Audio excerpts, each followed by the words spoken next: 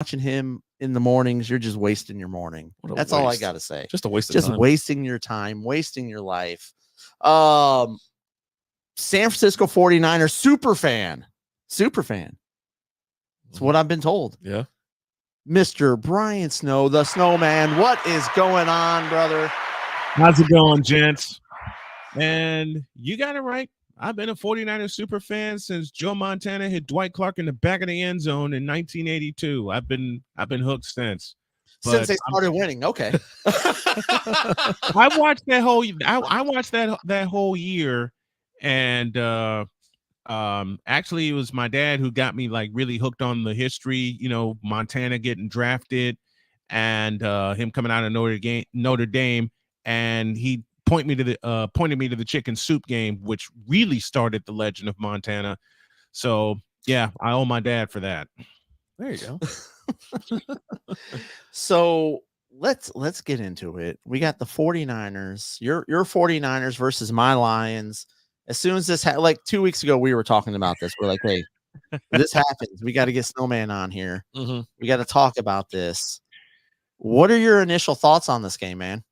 One, I'm happy for your Lions because they got right what the Packers, Bears, and Vikings did not in the NFC Central Division. I can't say NFC North, even though that's the official title of said division. I knew this game was going to happen because the Lions were the only team during the season that had a great record that we did not face. Face the Cowboys, beat them. Face the Eagles, beat them. Only team we lost to that had a superior record was the Baltimore Ravens, and that was Christmas night. I knew this game was going to happen because the two best running games in the NFC will be on display Sunday night in Santa Clara. And that's the big difference for Detroit this year. And I got so many people that are Bears fans that are chirping at me saying, how can you say this about the Lions? Well, the Bears made the stupidest move of all. They let David Montgomery walk. Yeah. Period. They let David Montgomery walk. Jared Goff got it right. Y'all have a absolutely fabulous receiver in Amon-Ra St. Brown. I love Sam Laporta and what he's doing. This is a young team. This is a young, hungry team that wants to put to rest all of the stigmas of the Detroit Lions, especially from the last few years. Unfortunately, y'all got to go to Santa Clara, and this is where I would take a playful shot, and you got to face these guys. But we got to play a cup? No, you got to face the 49ers. Does the cup have a winning record, or at least more than one game over? Actually, yeah. There you go. It sounds like it's a tough Sunday. This is my daughter's Christmas present to me. Okay, there you go. But these are teams, to be serious, that are mirror images of each other. They love to run the ball. They love to lean on you with their defense. Their offensive line has gotten better throughout the season. Jared Goff has rediscovered his quarterback game. He just had to go to the right team because the Rams were messing him up. He has, as I said, a great receiver in Amon-Ra St. Brown. Then you got Brock Purdy, who everybody hates or hates on. I don't know why they hate Brock Purdy. All the guy does is win. It's pretty simple because Brock Purdy is in the middle of the season. But Brock Purdy is doing what no one expected them to do. No one expected Brock Purdy especially after the injury against Philadelphia in the NFC Championship last year, and what Deebo Samuel said, which was later proven in Week 13. What if Brock Purdy were healthy? Well, Philadelphia found that out the hard way. Mm-hmm. Yep. What would happen? A healthy Brock Purdy saved Week 18, and we knew Shanahan was going to hold Purdy out and McCaffrey and a lot of starters because they had already. There's an upset. Oklahoma beat Texas in women's hoops 91-87. That was the game I was scheduled to call, but then I fell asleep. Here's what happened. I had been up since like 6 this morning running because I had 2 doctor's appointments. I had to pick up my daughter. I raced back here. I took about a 30-minute break to have some lunch. I wound up doing my show late. And then I've just been here in the office. I was preparing for that game. And then by 4:30, my body just crashed. My body just crashed. And my wife always tells me, I know you love to work hard and I appreciate that, but listen to your body if it's tired. And it was tired. It was absolutely, it was exhausted, because as soon as I crawled in bed, my dog Lucy joined me and my little kitten Winnie joined me, and all of us were snoring out loud. It was over, right? It was over. It was absolutely over. All right. But So we got the Niners. They lead the series against Detroit 39-28-1. The last time they played was back in 2021, around the same time as I said last about the Ravens or whatever. That was September 12th. That was opening weekend. Dan Campbell's first game. Is that what it is? That was Dan Campbell's first game, and they nearly came back and won it. Mm-hmm. Because the Niners led that game 41-10. The final wound up being 41-33. Mm-hmm. As far as the playoffs go, if memory serves me correct, the last time the Lions and Niners tangled in the playoffs was 1983 at Candlestick Park, and the Niners won that game by a point because Eddie Murphy shanked a field goal in the final seconds. Eddie Murphy's kicking field goals. Eddie Murray. Eddie Murray. Not Eddie Murphy. Not Eddie Murphy. If it was Eddie Murphy, I expect him to miss, right? But Eddie Murray was a hell of a kicker, and Eddie Murray was so dependable. There were two kickers in that game that were so dependable for their teams for a long time. Eddie Murray for the Lions, and of course Ray Warshing for the 49ers. So it could come down to that, But this is going to be a fun game, and I wouldn't be surprised if it came down to whoever has the ball last wins. Yeah, I wouldn't mind that. I like shootouts, especially in playoff games. I want chaos and just wild ass play, and just showcase the skills. Right. You know what I mean? Just run it up. Now let me ask you this, because I haven't heard. What's the word on Debo right now?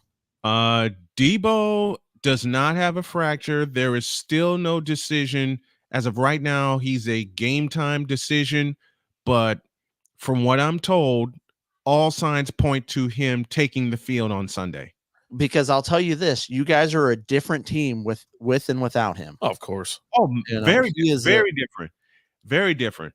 But what we found out Saturday night was that the 49ers can win without Deebo Samuel. Yeah. It helped that they had the rest of their weapons, Ayuk and George Kittle and Christian McCaffrey, and the player that rescued the 49ers to really get them going was Christian McCaffrey. Yeah. They started rolling on him. Yeah, I mean, Green Bay just couldn't make a field goal, and then they went for it. And when they were in the red zone too, like it was a 4th and that play right there, when they went for it on a 4th and 2 in the first half, turned the game around. It was the dumbest call I've ever seen. You take the points in that situation. You go up 10. You go up. You take the points. Yep. And against the number 1 seed, get those points, and they came back to bite them in the ass. It did. Yep. Because they missed one later, which turned out to be the difference. Yep.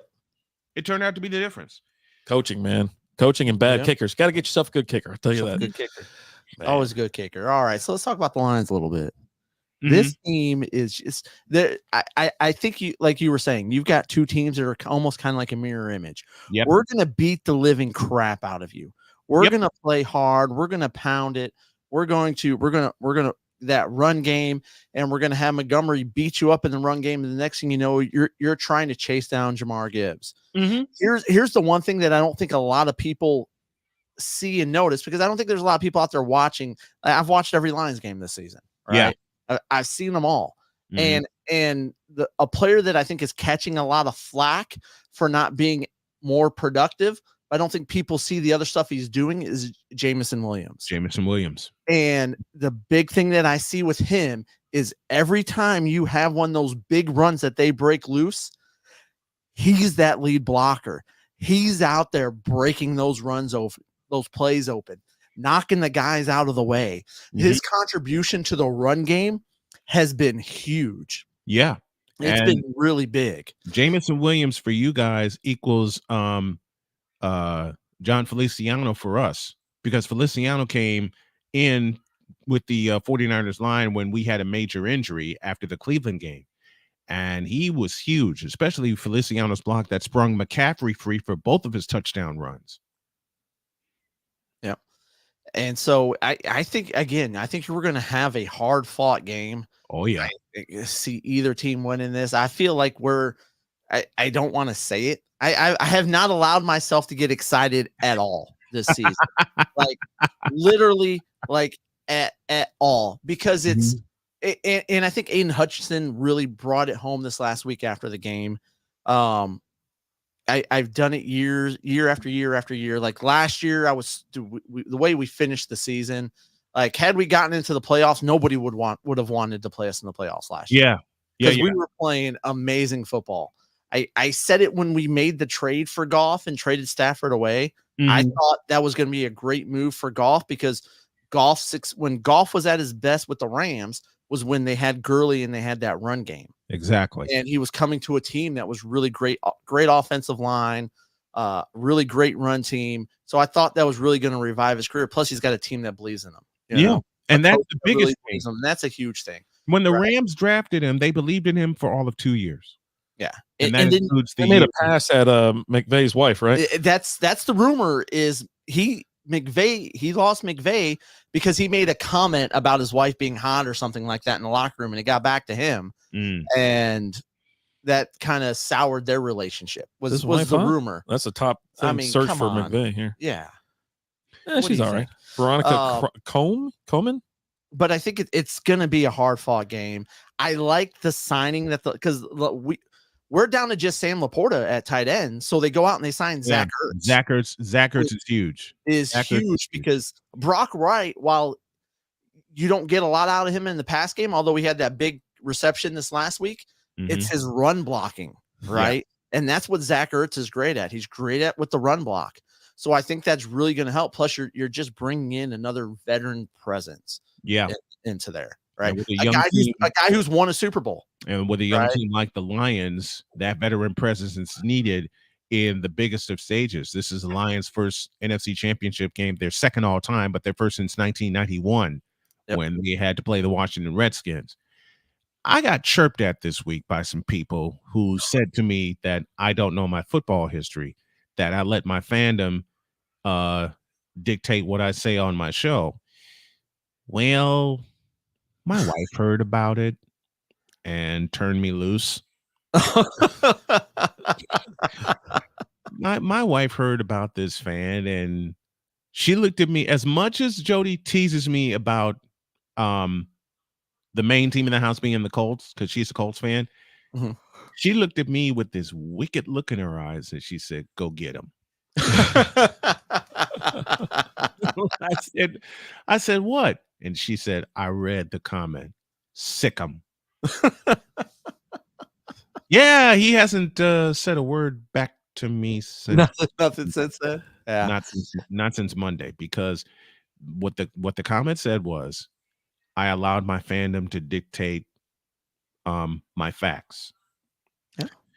Yeah, Jody saw that, and she says, and she pulled a Bugs Bunny on me.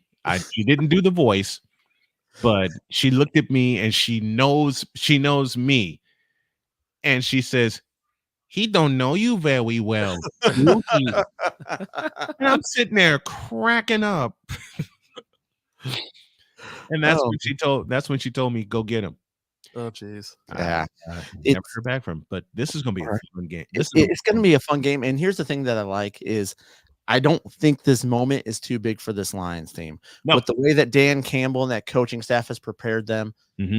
And like Aiden Hutchinson talked about it after the game this last time, because like you saw, like after they won that game, and they were showing the video of him just sitting there, just taking it all in, and being a kid that grew up in that area, had season tickets as a kid, played his ball in Ann Arbor there in Michigan. Like it's a homegrown kid. He's like, look, we've completely crushed all the old sayings. This is not the same old Lions. We're not the sad sack Lions. We're not restoring the roar. The roar is back. The roar is there. We are back with this team and Dan Campbell. This team is roaring right now, and they're not done. No, if they happen to lose on Sunday, don't worry. Next year they are going to blow through the division for a while. Okay. First and foremost, they're going to blow through the division for a while because unlike Green Bay, unlike Minnesota, and unlike anyone else, Detroit Lions have something those teams in the North don't have. It's called a running game. A consistent, and I've said it all year. You guys have heard me say it on the morning show. A consistent running game gets you this far. Yep. Period. A consistent running game has gotten the Detroit Lions and the San Francisco 49ers right to where they will be on Sunday night in Santa Clara. Period. Yeah, it's gonna be a fun game. It is. It's gonna be a close game.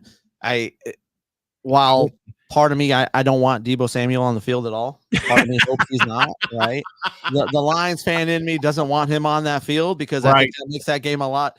It swings that game a little bit in our favor because would I rather see Ray McCloud out there running routes or Deebo Samuel? I mean, come on, it's a no-brainer, right? It's gonna be fun. You've got two teams that the big thing that Detroit, the difference they made this year versus last year was they said defensively we have to do something great, and they chose to stop the run, and they're great at stopping the run, which that's your best player out there, CMC, right? So what's Shanahan going to draw up to make sure that he stays involved in that game, and that they don't lose that if things aren't working out? He's got to make sure he sticks with it because that's your that's your guy, right? There have been games this year. I've watched all the 49er games just as you've done with the Lions. There have been games where McCaffrey didn't get started early, or they didn't get him involved early, and yet somehow McCaffrey's rushed for 1,400 yards. He's got 6 100-yard games, and 3 of those 6 games where he wound up over 100 yards, he didn't start well at all. And he nearly had 100 against Green Bay last Saturday night. So knowing the genius of Kyle Shanahan, he's going to draw up some stuff. I mean, hell, 4 years ago, he drew up Deebo Samuel. Right. and got him involved in the run game. Listen, just as Bill Walsh drew up Dwight Clark and Freddie Solomon and those guys, and later on Roger Craig and Tom Rathman, Kyle Shanahan drew up Deebo Samuel. And when I say he drew him up, he drew plays for him that kind of made him burst on the scene. So you have that to deal with. The question will be, how will Dan Campbell counter what Shanahan comes up with? Because if there's one thing, and most people won't say this aloud because all they think of is 28-3 or the last 2 NFC championships or Super Bowl 54. What people don't understand, Kyle Shanahan adjusts on the fly. All of the great coaches, Dan Campbell included, they adjust on the fly. And when Green Bay hit us early, Shanahan made so many adjustments. And the biggest adjustment that San Francisco did, they came after Jordan Love.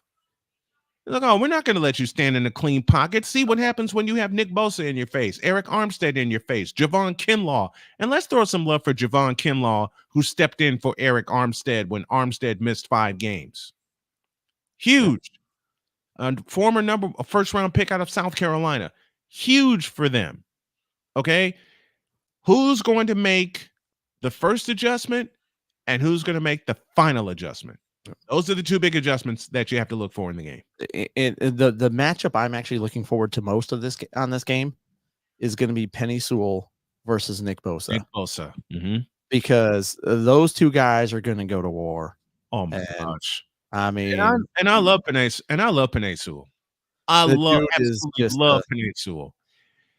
Arguably the best offensive lineman in the league. Yep. That guy. He's going to have his hands full Sunday night. He's going to have his hands full Sunday night.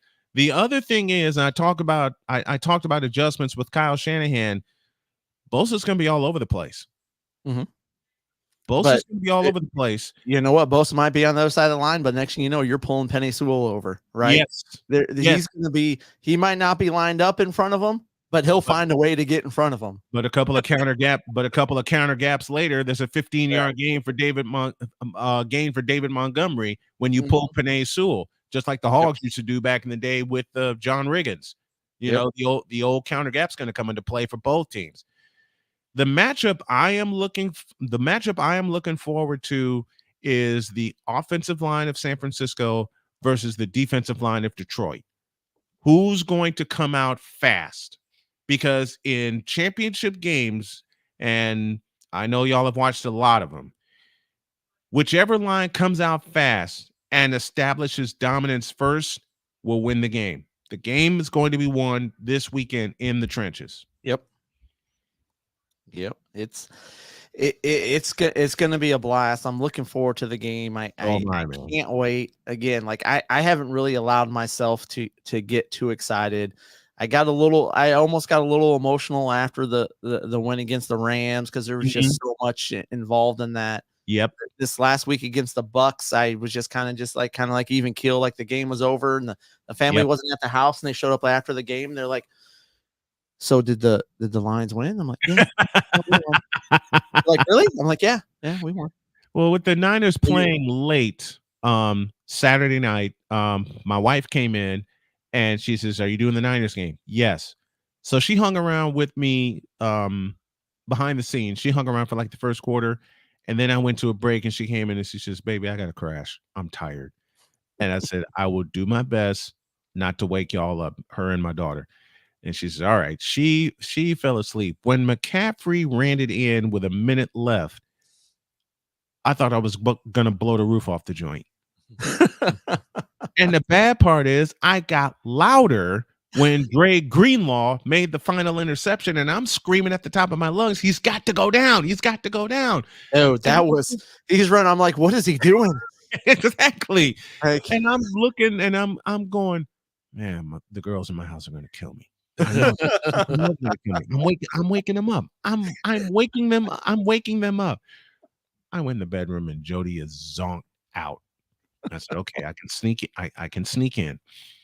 The next morning, I swear to you, before I even said anything, she turns and looks at me and has this big smile on her face, and she said, "Did the Niners win?" "Yes."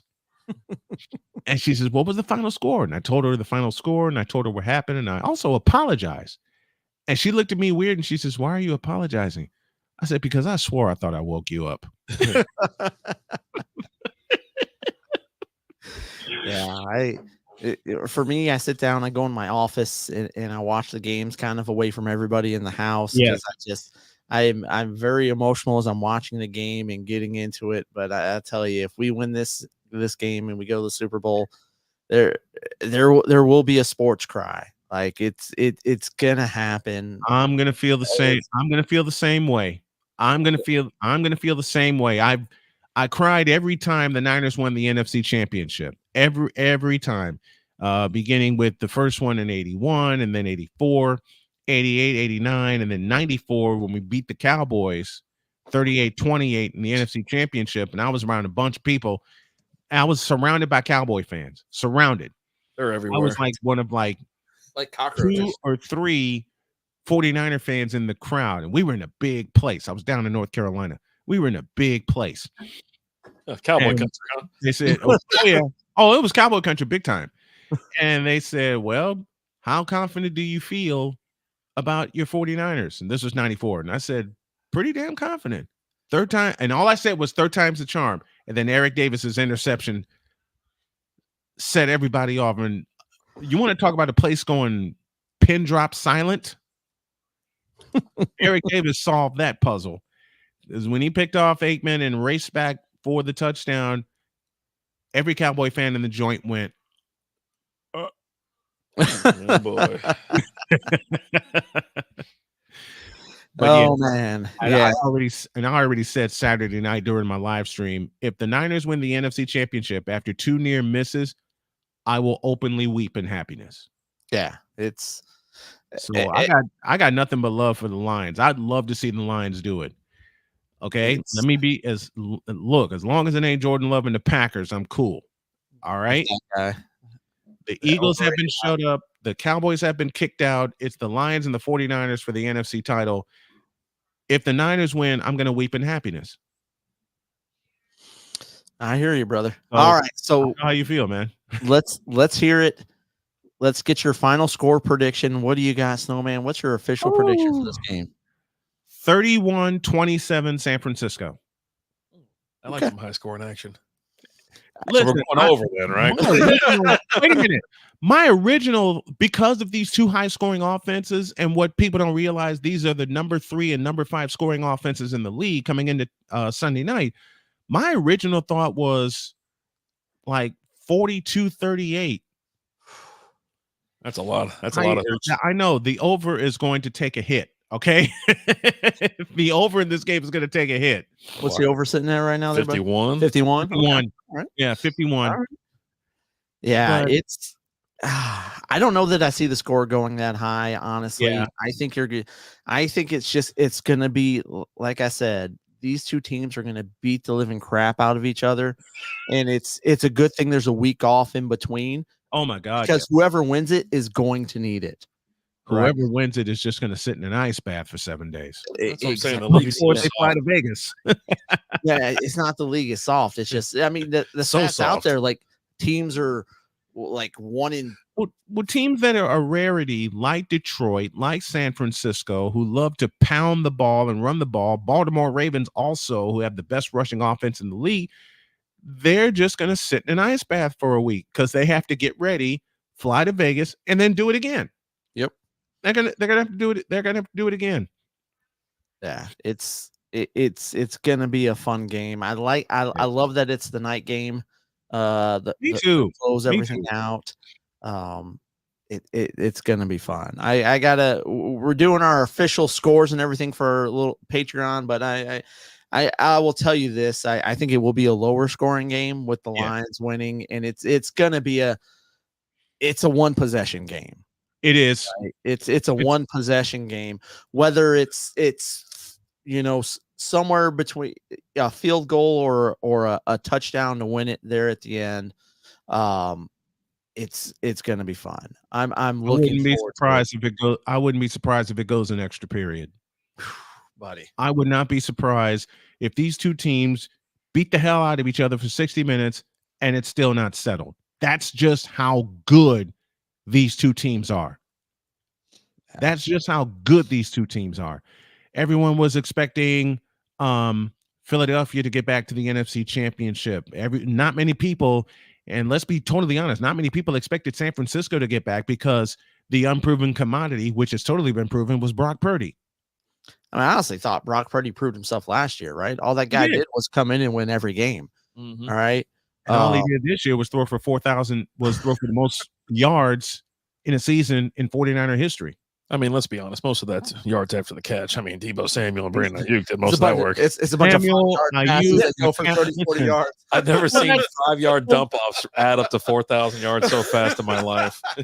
Well, think of what Montana and Young had back in the day. Yeah. They take a 4-yard, they turn Rice and Taylor turn a 4-yard slant into a 68-yard touchdown in a heartbeat. That's what Brandon Ayuk and Debo Samuel does. And you also have a fellow by the name of George the Animal Kittle, who gets you yards after the catch. And no one wants to talk about Kittle or what I think is going to be an X factor for the Niners offense, Kyle Juszczyk, their fullback. Yeah. Yeah. Hopefully for you, Kittle isn't too busy fangirling over Sam Laporta, because I all season, all that guy has wanted to do is talk about Laporta, like especially before the season started. Mm-hmm. He was every talk show he was going on. They're like, so how do you guys feel about this season? Have you guys seen Sam Laporta yet? This kid, this kid's gonna be special. Like all he wanted to do was talk about Laporta. But it's gonna be a fun game. You'll see Sunday when it's time for war. It's time for war, and this is going to be one of the most fun NFC championships I have watched ever. Yeah, I want Kittle mic'd up. Kittle mic'd up is always fun because the guy likes to have fun and he's got bits. He's chatty Cathy. Yeah. I mean, rock paper scissors in a football huddle during a timeout. Right. What does that tell you about how much fun George Kittle and the Niners and the Lions are having? Yeah, it's going to be a great game. I'm looking forward to it. Snowman, thank you so much for joining us, man. We appreciate it. Hey, I appreciate you guys having me. Go check him out. Snowman Multimedia on YouTube, correct? Yes. Check him out in your. What time do you go live? Is it 10 o'clock Central Time? 10 o'clock Central Time. Yes. Yeah. Go and check him out, guys. It's always a fun show. Thank you so much. We